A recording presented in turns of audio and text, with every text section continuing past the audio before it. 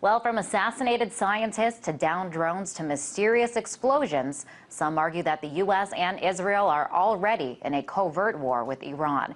And from the rhetoric we are hearing from the Republican presidential candidates and government leaders, it seems that there is a push for an all-out war with the country.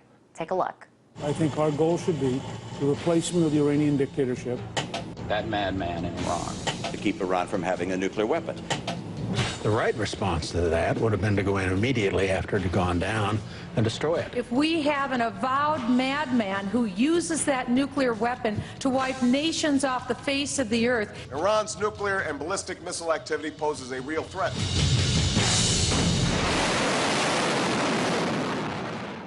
I would say to the government in Iran today, you have a very short time to solve this on your own, and if you don't, we will solve it for you, and we frankly couldn't care less what the rest of the world thinks. But I think the Iranians have to believe as well that, and particularly their leadership, believe that America would consider taking military options. We may be past the point of no return in the sense that Iran does have inside the country everything it needs to produce a nuclear weapon. Maximum covert operations to block and disrupt the Iranian program, including taking out their scientists, including breaking up their systems, all of it covertly, all of it deniable. Take everything at our disposal to make sure that Iran does not have a nuclear weapon. Would I go to war to stop them from getting a nuclear weapon if that ultimately was what necessary? They're one of the 4 state sponsors of terror in the world. There are training camps, jihadist training camps in Central and South America. They're working with the drug cartels, and they are planning assaults on the United States. That's what we know is going on right now. So it seems the U.S. is eager to engage in another war, the justification this time being that Iran is developing their nuclear weapons program. And now the mainstream media is adding fuel to the fire and pushing to add other countries to the list of terrorism contenders.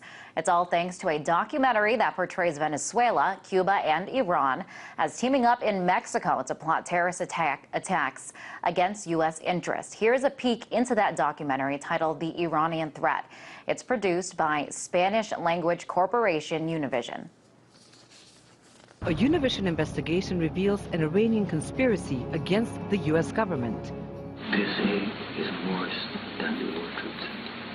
Hatched in Mexico. Digital. Yeah, digital. Showing Latin America has become the new front line in a secret war. From Washington, Tehran, and its allies. Post 9/11, Hezbollah becomes involved in the global cocaine trade. The Iranian threat. Well, we should add that Univision, who produced that documentary, is owned by Israeli-American media mogul Haim Saban. But this documentary is being taken quite seriously by some right-wing U.S. lawmakers.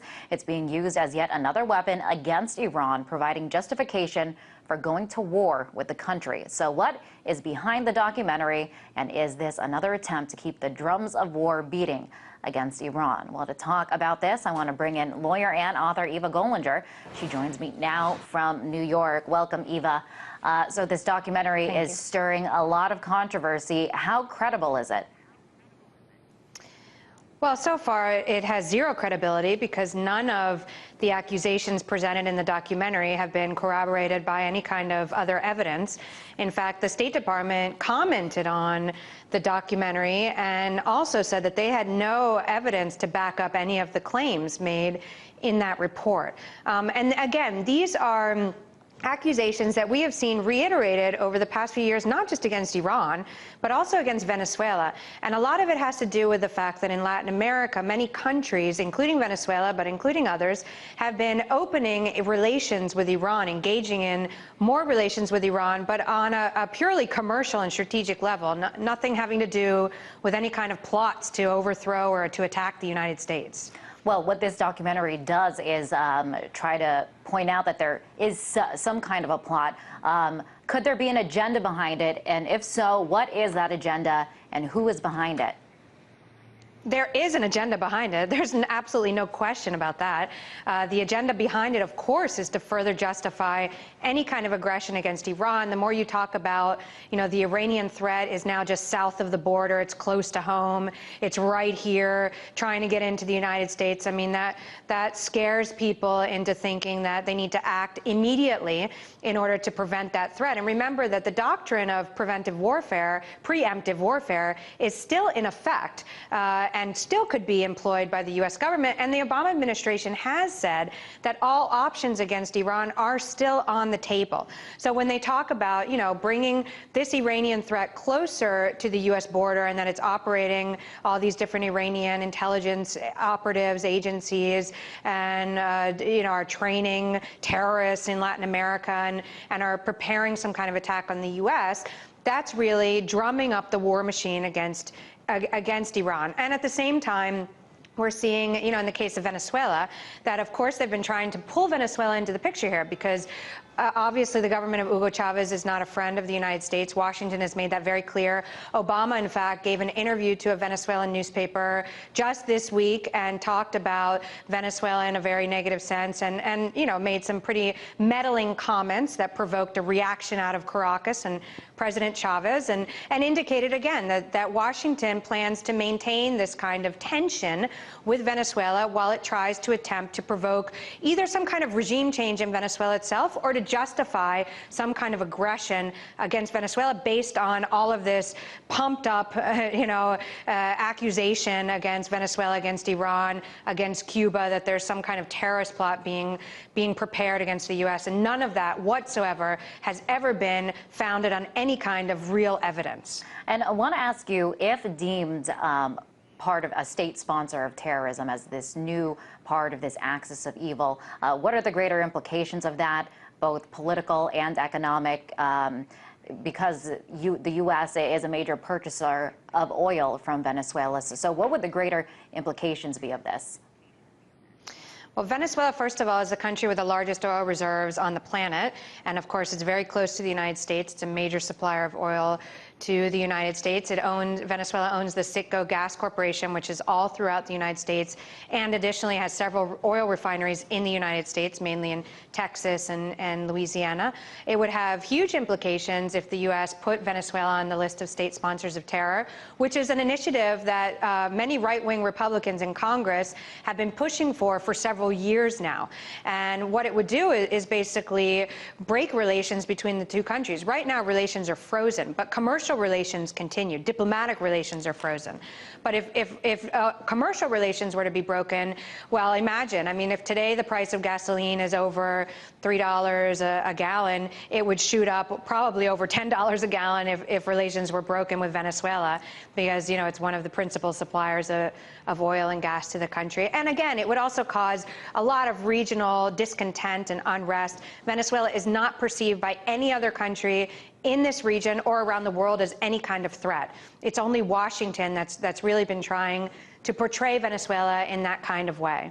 Well, it's interesting to hear how this could have a negative economic impact on us here in the United States. Eva, I wanted to take a moment to listen to what Hans Blix, the former head of the International Atomic Energy Agency, had to say about comparing Iraq and Iran and their potential to develop nuclear weapons. Mr. Blix, he led the UN weapons inspection team in Iraq prior to the war.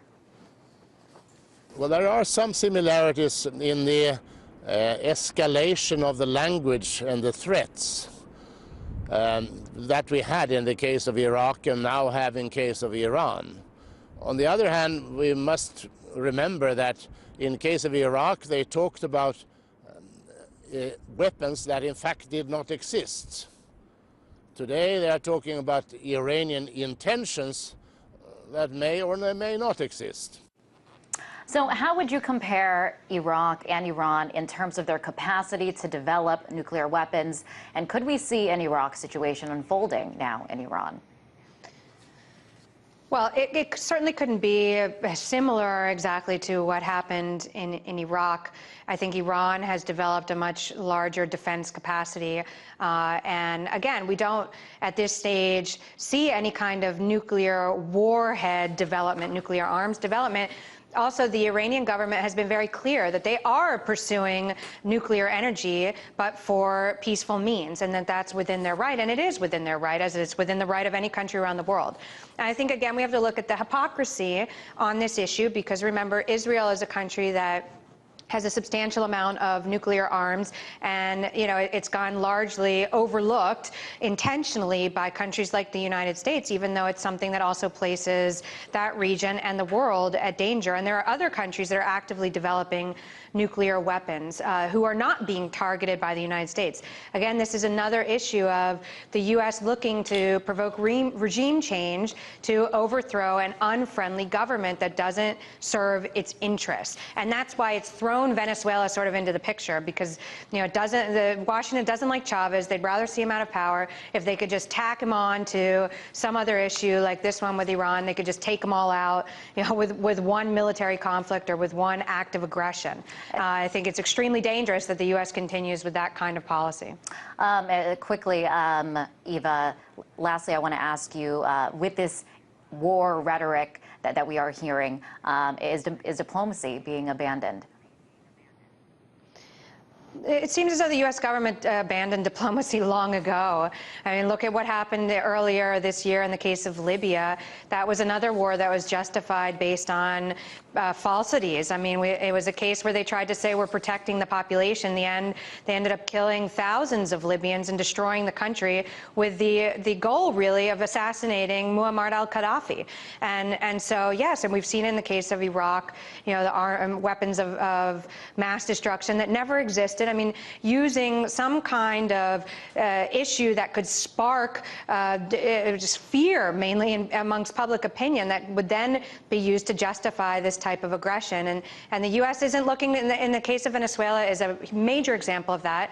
Chavez administration has been very open to respectful dialogue with the United States, but not the U.S. government looking to impose its agenda on Venezuela. And that's what we're seeing with the U.S. It's not looking to engage respectfully and respecting the sovereignty of other nations. It's looking to impose its agenda, and if they can't have it that way, then they're going to use a military option. Eva, thank you so much for weighing in on this. That was lawyer and author Eva Gollinger.